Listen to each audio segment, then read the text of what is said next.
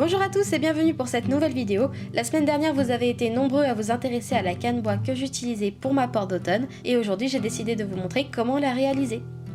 Niveau matériel, il vous faut pas grand chose. Niveau pâte polymère, il vous faut 5 à 6 nuances de marron. Pour ma part, j'ai utilisé du chocolat, du Sahara et du cuivre. Et j'ai mélangé séparément du Sahara et du chocolat, ainsi que du chocolat et du noir. Attention, il faut que les proportions de pâte soient plus ou moins les mêmes, c'est assez important.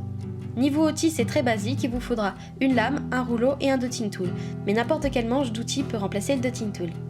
Pour commencer, je viens aplatir toutes mes nuances de pâte avec mon rouleau d'une épaisseur d'environ 2 à 3 mm et je viens couper la même largeur pour toutes mes nuances. Vous venez ensuite les mettre les unes à côté des autres et couper les excédents de la même taille pour obtenir des rectangles.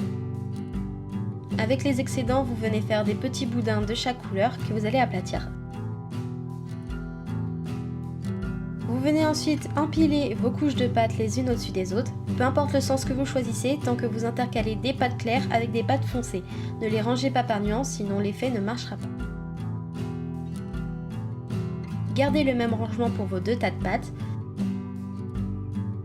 Avec le tas le plus petit, on va former la roue qui se trouve au milieu des planches de bois.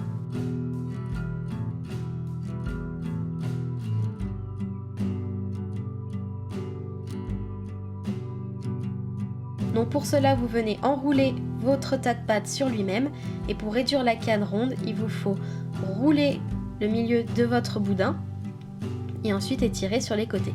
Ça évitera que le motif ne s'abîme.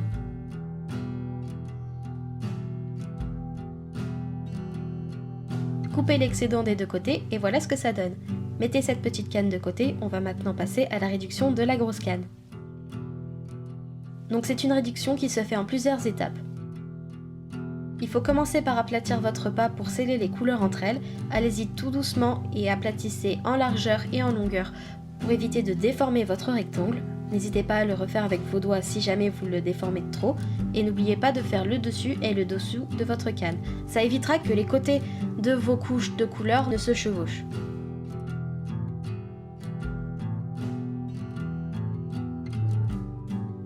Une fois que vous avez bien réduit l'épaisseur de votre tas, vous venez couper votre canne au milieu.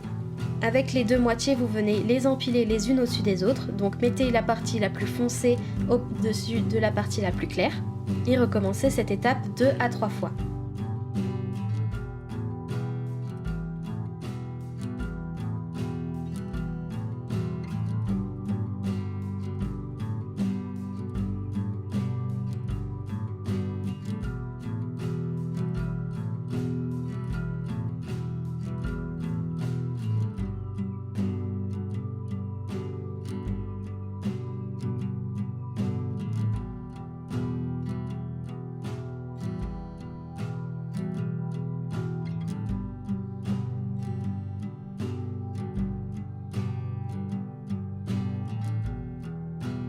Coupez une nouvelle fois votre canne et mettez vos deux parties les unes à côté des autres.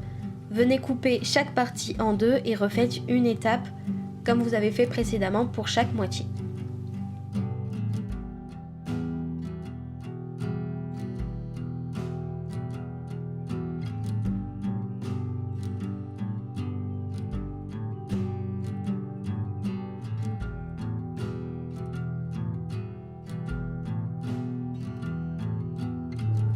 On vient ensuite étirer et reformer votre canne pour faire deux moitiés de la même taille. Il faut que ça forme une planche si vous replacez les deux moitiés les unes au-dessus des autres. Avec votre manche d'outil ou votre dotting tool, vous venez marquer deux marques sur chacune des moitiés pour qu'on puisse insérer la canne ronde au milieu.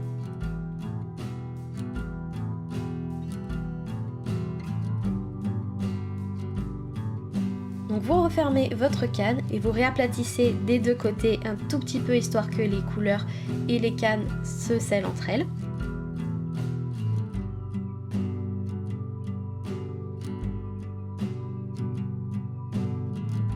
Vous coupez les excédents en haut et en bas de votre canne et voilà ce que ça donne. C'est une canne qui ne demande pas énormément de rigueur comme peut le faire la plupart des cannes. C'est facile et rapide à faire pour tout le monde. N'hésitez pas à m'envoyer toutes vos cannes sur mon Facebook, mon Twitter et mon Instagram pour que je puisse voir le résultat. Ça me ferait vraiment plaisir de voir ce que vous avez pu faire. On se retrouve mercredi prochain pour une nouvelle vidéo puisqu'exceptionnellement j'ai décidé de poster 2 vidéos cette semaine. En attendant, portez-vous bien. Ciao tout le monde!